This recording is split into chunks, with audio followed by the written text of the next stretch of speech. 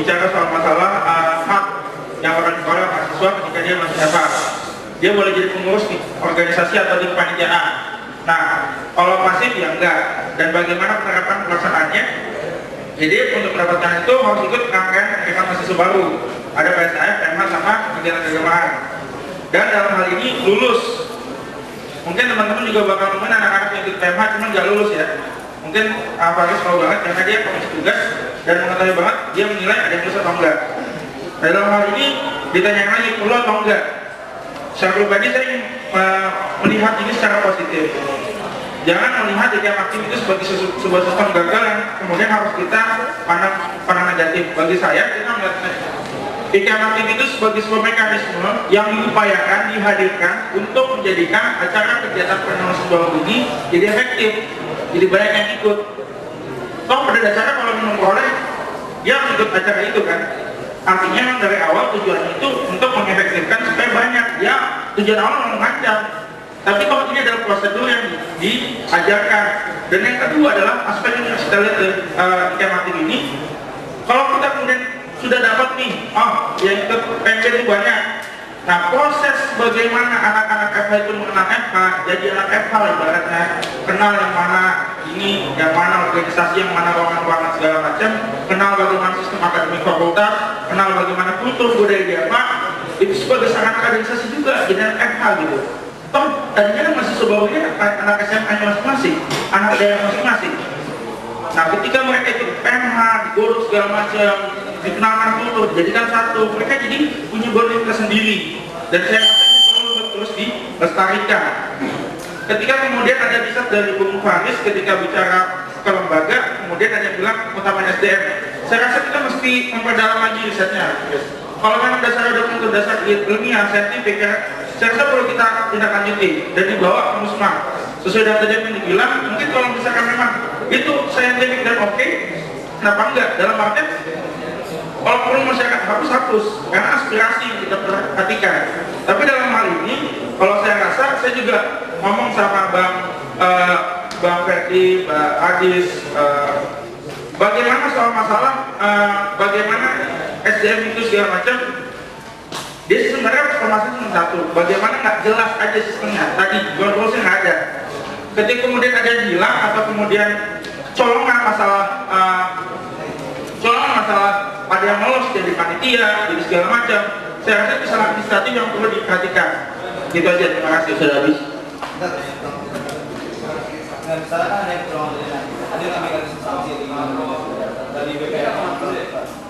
Nanti kita bakal buat peraturan yang ada itu, ada sanksi.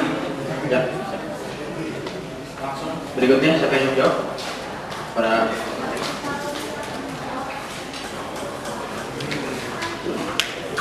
Terima kasih Faris. Pertanyaannya masalah IKM aktif yang notabene saya juga tahun lalu ikut di BPM gitu. Artinya sedikit banyak tahulah bagaimana masalah IKM aktif itu.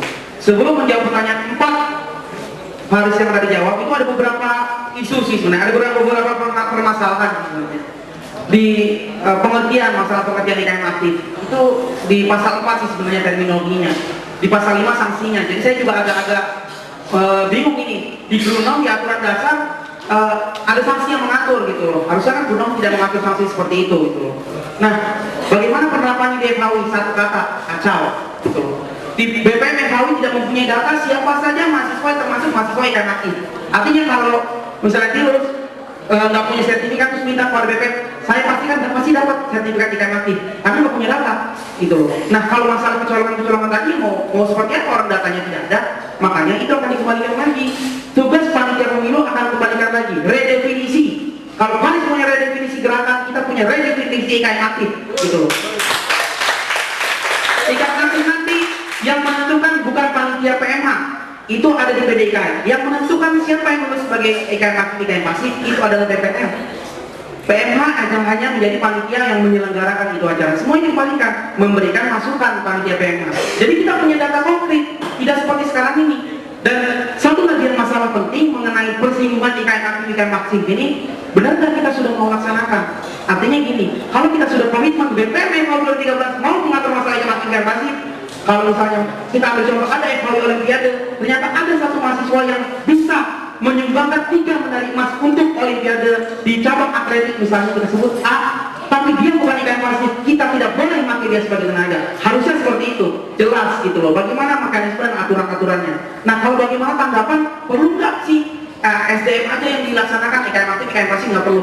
Saya jawab, sebagai mahasiswa pun PDIKM masih mengaturnya. Artinya tetap dilaksanakan, tapi bagaimana konfliknya, bagaimana laksanakannya. Jadi kalau PMH merasa Faris sebagai panitia merasa tumbal, IKM aktif gagal sebagai panitia yang jelek, kita akan ambil alih. Jadi kalaupun IKM aktif gagal, BPM FKW yang gagal, bukan panitia PMH. Gitu, terima kasih.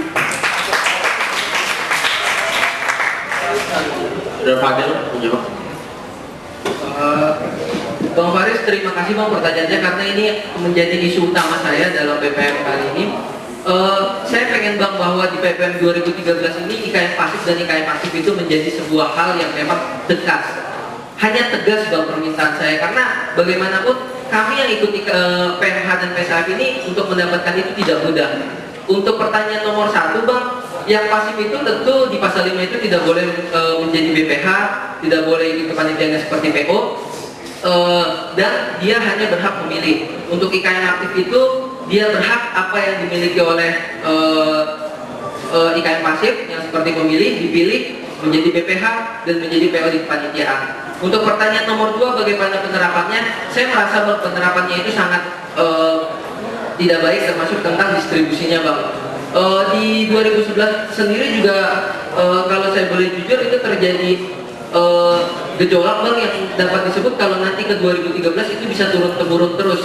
Artinya ada beberapa kelompok yang mengatakan antara bahwa IKM pasif, IKM aktif itu nggak jelas, jadi nggak perlu ikut PMH dan ikut PSAF dan ini berbahaya. Untuk tentang perlu nggak, ini sangat perlu sekali Bang. Kami anak-anak baru ini juga perlu Bang tentang masalah tentang budaya yang sekarang kami dididik sehingga kami tahu bagaimana budaya FHUI itu. Jadi saya rasa IKM aktif dan IKM pasif ini melalui PMH ini perlu sekali. Lalu tentang sumber daya manusia Bang, tentang sumber daya manusia itu sekarang kan permasalahannya gini Bang, pada saat belum turunnya sertifikat IKM aktif, IKM pasif, tetapi BO dan BSO itu juga sudah harus melakukan rekrutmen mengambil SDM. Sekarang kan permasalahannya itu Bang, jadi di 2013 itu nanti harus ada tata yang jelas kapan nanti distribusi sertifikat itu turun, itu jelas Bang, sehingga nanti BO dan BSO bisa menyesuaikannya sehingga tidak ada lagi kata BO dan BSO itu tidak mematuhi peraturan tentang rekrutmen IKM aktif dan IKM pasif. Untuk konkretnya saya rasa tahun depan pedoman itu harus jelas dan harus masuk ke TAP, bukan TAP PMH dan PSAF aja, tapi TAP IKM tentang sanksinya itu juga perlu. Terima kasih Bang.